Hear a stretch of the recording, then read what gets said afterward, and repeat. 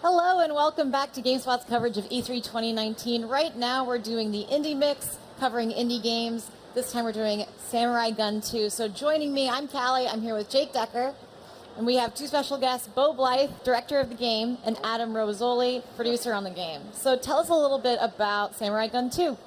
Well, That's a pretty broad question. Yeah. The first game came out in 2013, and then Bo worked on Hyper Light Drifter after that, and then Tormentor X Punisher. And the first game he made by himself, actually. Yeah, me and Doswan. Doswan did all the music. Yeah, so you created the original game. That's right. So I guess a good starting question for people who maybe aren't familiar is like, what's the basic goal, and maybe what's different for Samurai Gunn 2 for returning players? Well, the first game, it was basically just the premise, you're a samurai with a gun, and you can deflect bullets, and that's kind of what we developed it off of, and just kept going, and it was just me and Doswan, yeah. But the next game is now, my dream team, so it's 7 of us. Got Adam, got Nelson over there, he was a showrunner at Cartoon Network. He's doing all the animation in the game. I have another programmer. I've got Valentin. He's doing all the illustrations. God tier illustrator. He's also doing a 120-page comic that you will be able to read in the game, and also it'll be in print from Piao Press. Awesome. This is not an easy game to play and to talk to. No, it is really not. That's why I was Yeah, so we're going to be passing around the controllers Yeah, a little bit, for sure. but I was playing earlier, and I have to admit, there's a bit of a learning curve that I encountered. Just in I was just having fun, jumping and trying out my abilities, but you're trying to be the last one standing, basically. Definitely, yeah. And that was, one of the things with this game. The first game was just a versus game, but when Bo and I were saying, if we're going to do a sequel, what is worthy of a sequel? What should we add in to make it really worth it? We added some cool new core mechanics that actually change how you move and play and fight. But the big addition is we're doing a whole adventure mode with, you can do it single player, or you can play co-op. Because part of that, we love playing the game, but if you aren't as good as your friends, it can be frustrating to get stomped over and over again. So like me playing player. against the developers. Yeah. So single player will really let you kind of jump in and feel powerful and stuff. And So what is that, what's the process like coming from, you created the original game, it was just versus, now you have to kind of create an entire new mode. What was that like? Really interesting. I mean, it's definitely this is my first time directing. Before I would just do the code, the art, do everything. This is my pixel art and stuff. Now we have a new pixel artist, and now I feel more like I'm kind of looking at everyone, and everyone's just coming to me with cool ideas, and then I get to be absolutely, we have to do that. And so sort of what's happened is we were planning on releasing earlier, but we pushed it because we realized we just really want to do the game justice. And a lot of that is with the single player stuff. Yeah, we're really happy with all the additions we were making. We said, okay, now if we saw how good the game could be, and we're if we release it, when we originally said it's just not going to be that good, so let's just take our time, let's do it right, let's really add in everything we want to add in, because you kind of only get a chance to do that once. We have this great team, you never know if you're going to be able to work with the same people again or what's going to happen, so it's we have to just take the opportunity. Yeah, just want to make the most of it. What's the premise for the single player, or the adventure mode? It's a bit of a ghost story. I think story in games can tend to be, the writing, it's tough to do story in games, that's what I'm trying to say. Yeah. So we've sort of done kind of a more fairy tale conventions and stuff, and standard ghost story format, where it's easier to understand what's going on, because games are mostly symbology and stuff. And the other thing, we both play a lot of games, and whenever a character starts talking and you just see a text box go, we're skip. So we're really taking that mentality into this. So the idea is characters will talk to you and stuff, but you can just skip them. Especially a game as fast-paced as this, right? Yeah, exactly. It's we know what you're here for, so it's there if you want it, but you definitely won't be enforced. So you'll be able to pick your character at the beginning of the story, or you'll be able to switch between we do levels, have set characters for a single player, because we wanted to develop them more.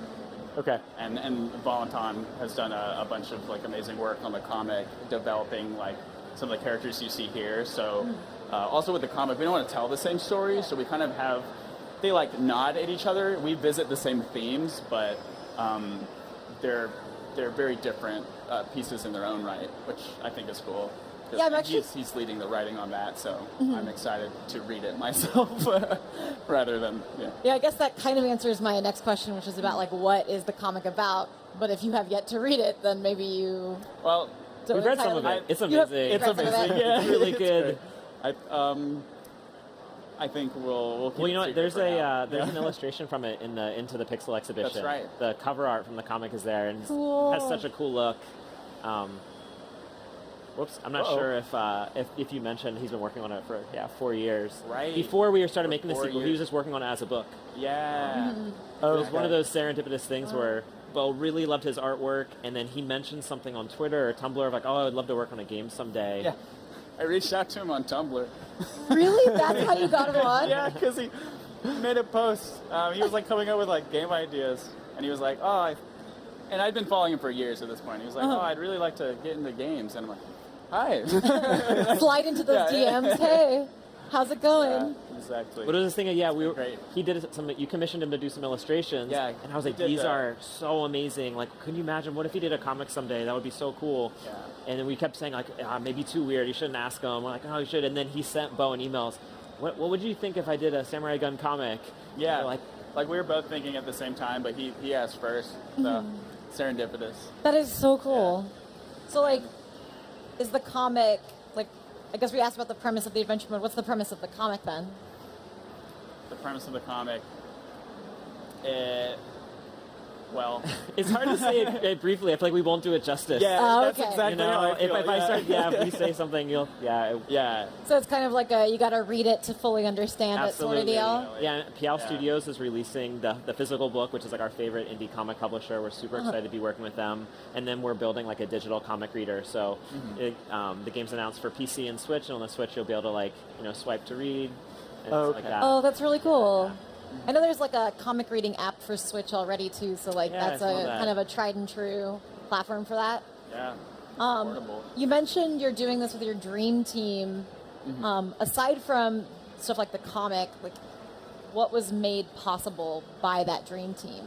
Well, Nelson over there. He's off camera. Yeah, he's off camera. My controller's not working. But he's an incredible animator, and what I love.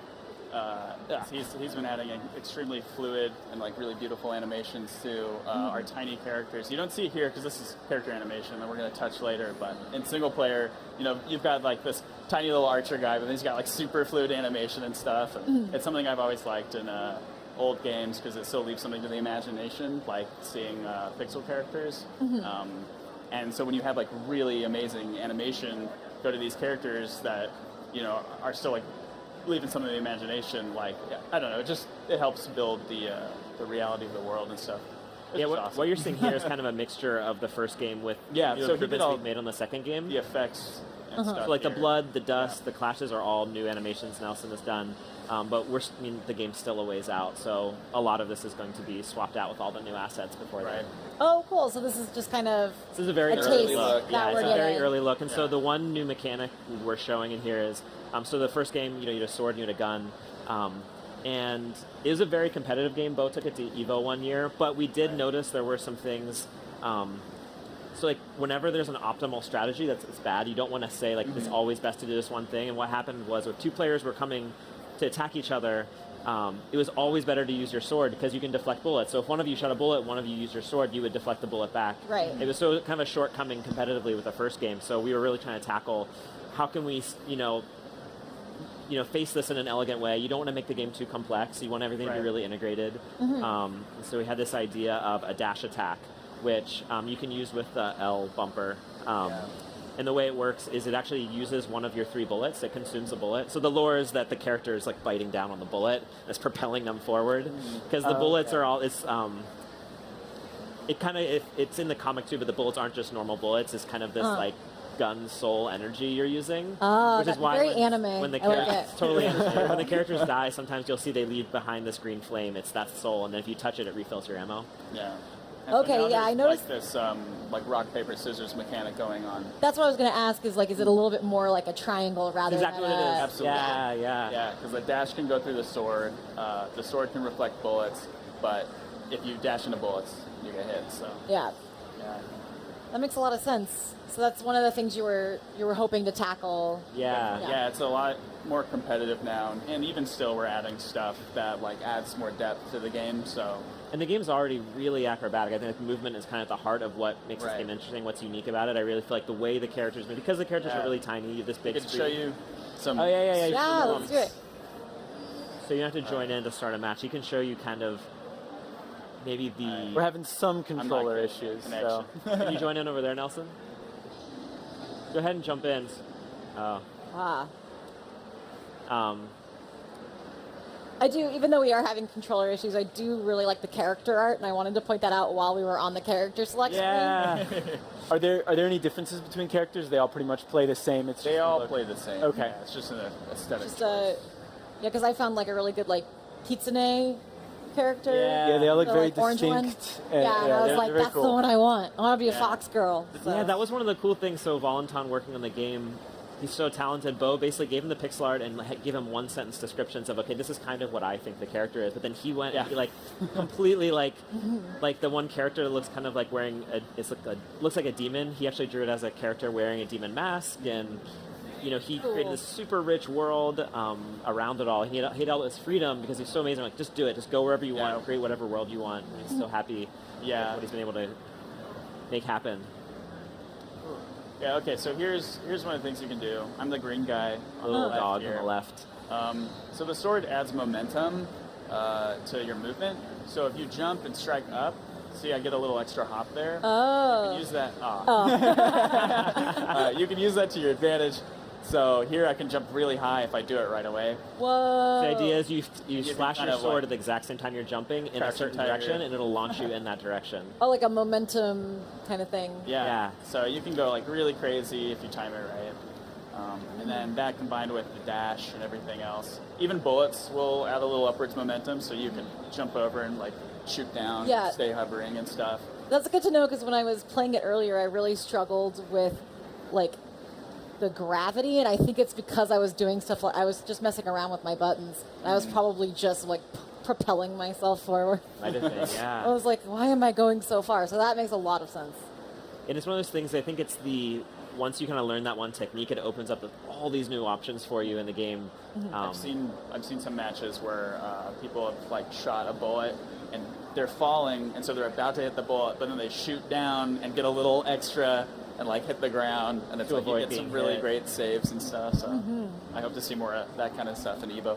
Yeah. Yeah, we'll be back at Evo again this year. Awesome. Awesome. That's so exciting. All right, Cool. well, yeah, I think we are just about out of time, unfortunately, but Cool. really appreciate you taking the time to show us a super early look at Samurai Gun 2. Yeah, Really thanks for exciting. playing. I think this is going to be one that will take over our office. I'm sure it will be. Yeah. Awesome. Yeah, thank you so much. But yeah, hear. so thank you again for coming by. Thank you everyone for watching at home. We'll be right back with more from the Indie Mix at E3 2019.